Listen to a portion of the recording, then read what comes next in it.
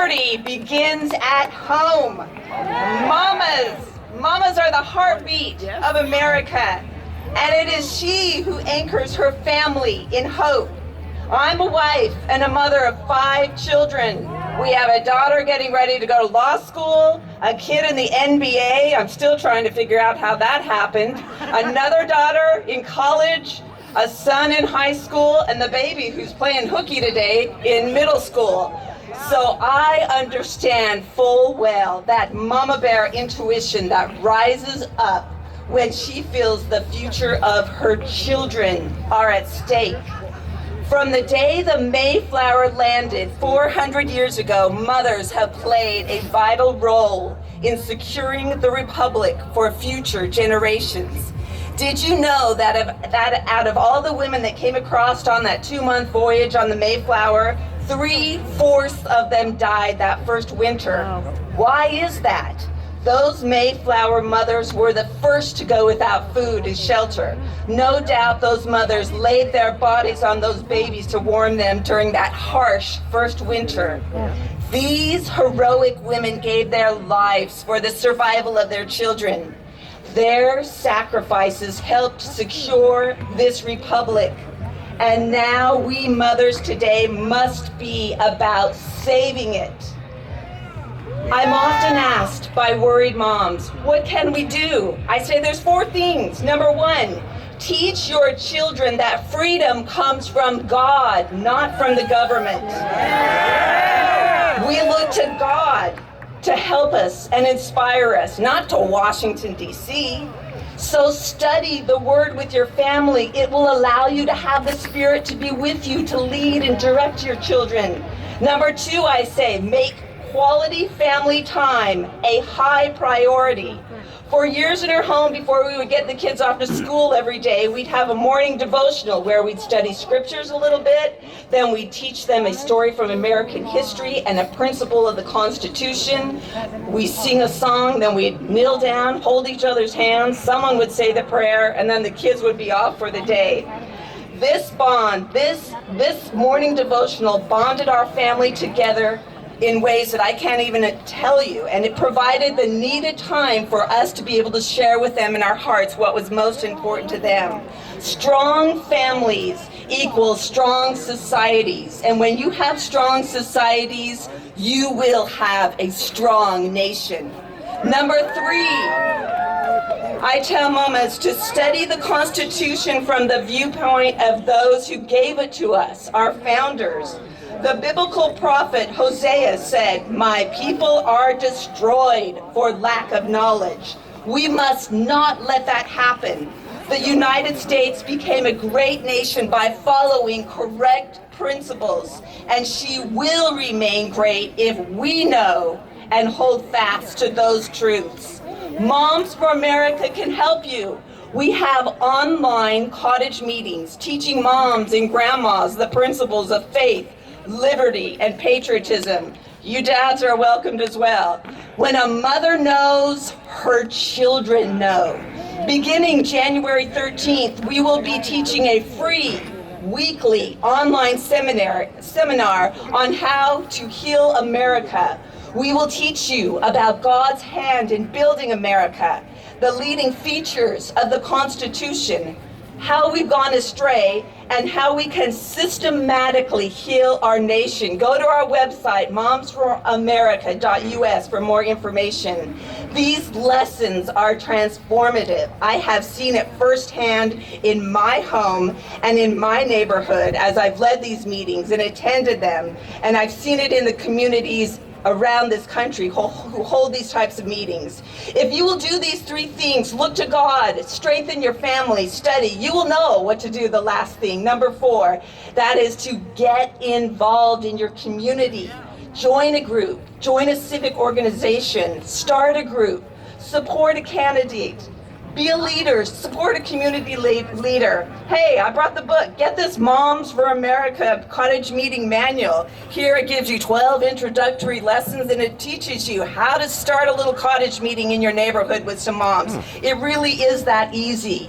As you look to God for your freedoms and not government, as you make family time a high priority, As you learn the proper role of government, you will know what to do. God will direct you to become part of the solution. Your fear will be transformed into faith. Your apathy will turn to resolve. Your despair will be converted to hope. And you will become an anchor to your family and to your communities. And this is how we're going to be a mighty force in the battle to save this great republic. May we say, as our biblical mothers proclaimed, Lord, here am I, send me. May God be with you as you do so, and may God bless America. Thank you. Happiness ain't out of reach. Hard work pays off the way it should. Hey, it's great to be here. Thank you, Kim, and the organizers of Women for America, or Moms for America. I want to tell you that 2020 has been a very unusual year, and more proof of it is that Mary Miller, the farmer, mother of 7, grandma of 17, has been elected to Congress. The squad claims that they represent all women in America, but we know that they don't represent us or the millions of women across America that hold that faith, family, and freedom is what's made our country great. We should be unashamed to represent our values. The family is foundational to the stability of our country. When I was asked to run, my response was, well, I'm not a politician and I'm not a lawyer. But Bill Montgomery, who was instrumental in getting Turning Point USA started, said, Mary, we need you because you represent the family. Each generation has the responsibility to teach and train the next generation. You know, if we win a few elections, we're still going to be losing unless we win the hearts and minds of our children. Amen. This is the battle. Hitler was right on one thing. He said, whoever has the youth has the future. Yep. Our children are being propagandized. Today, I want to encourage you to do 2 things. Fill your children's minds with what is true and right and noble. And then they can overcome evil with good because they can actually discern between what is evil and what is good. The second thing I want to encourage you with as a mother, do not grow weary in well-doing, for in due season you shall reap. As a farmer, I understand that there is something that comes between the sowing and reaping, and it's time. America in 2020 expects instant results. Raising a child to fear God and to be a patriot is a long-term commitment, and it is worth it. I can tell you, I've lived behind the scenes. I've given up a lot, but I have no regrets. All 7 of my children and their spouses are committed to Christ, to our country, and to our conservative values. So I want to tell you today, thank you for being here. This is a pivotal moment in our country, and we all want our children and grandchildren to recognize the country we grew up in. We want them to have access to the same opportunities that we have had. Let us be unashamed. As a follower of Christ, I want to say that I'm happy to proclaim the excellencies of Him who called me out of darkness into His marvelous light. Let's pray for revival in our nation. Thank you.